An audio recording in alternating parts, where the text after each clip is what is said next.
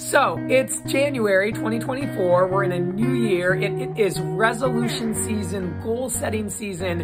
In all of the interactions I have with clients, whether it's an organization or an individual, everybody is thinking about the future. What do we want to accomplish this year? What are we committing to this year? What are we going to get excited about? How do we want this year to look different or better than last year? And I love it. I think it's all great. It's fun seeing how much energy there is around this sense of renewal.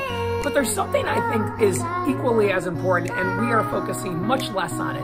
And that is to go back and review the previous year and to really think about 2023 and say, what were my accomplishments? What were my successes, my highlights, my proud moments?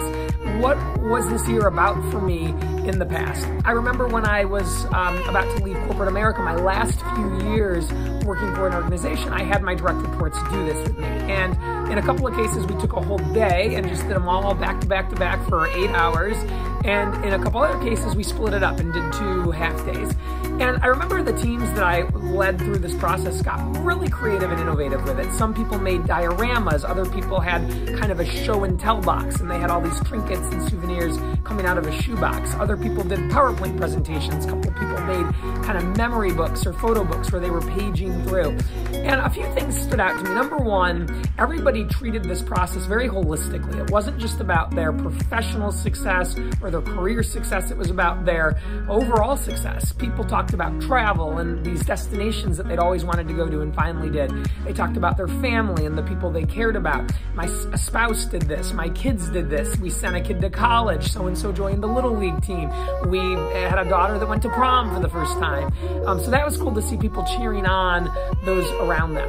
People also talked about learning and certifications, classes they took, books that they had read, just how they grew mentally. There was also hobbies and personal pursuits on the list. Hey, I skied, surfed, played guitar, played the piano, taught myself a new musical instrument. I wrote a book. I scrapbooked. Everyone was very excited about the things they had done with their free time.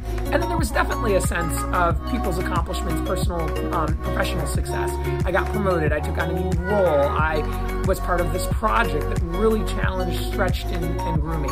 And it was interesting to me how much joy people had for themselves and they were proud of what they had done. But because we did this as a group, it was really cool to see how proud everybody was of each other's accomplishments. And everyone got to know each other a lot better, and people were very much cheering each other on. Oh yeah, I remember when you took that trip, or how you got married and you were out of work for a few weeks, and oh my gosh, now I get to see all the pictures and hear a couple of sentences about what that meant to you. That's cool, that's awesome, I'm so happy for you. And so I highly recommend, number one, doing this on your own. But if you lead a team or are part of any sort of group, board, community, organization, I highly recommend you deciding to do this as a group, as a team, because people really get to share in these successes with each other.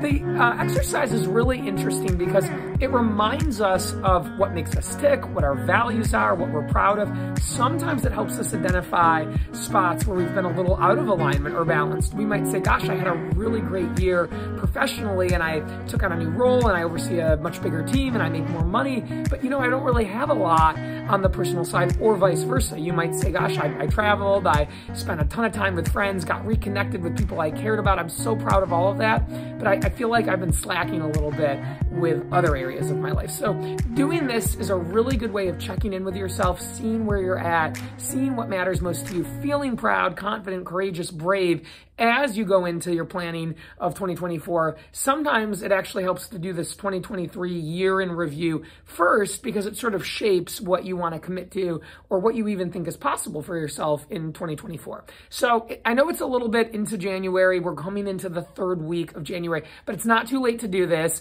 I highly recommend that you do. And I would love, if you do, to hear about the things you're proud of, your accomplishments, your happy moments, your wins for the year. This is how we create momentum and motivation and inspiration and joy to keep going. And when we don't do this, we don't bother to check in and say, gosh, what was last year all about for me?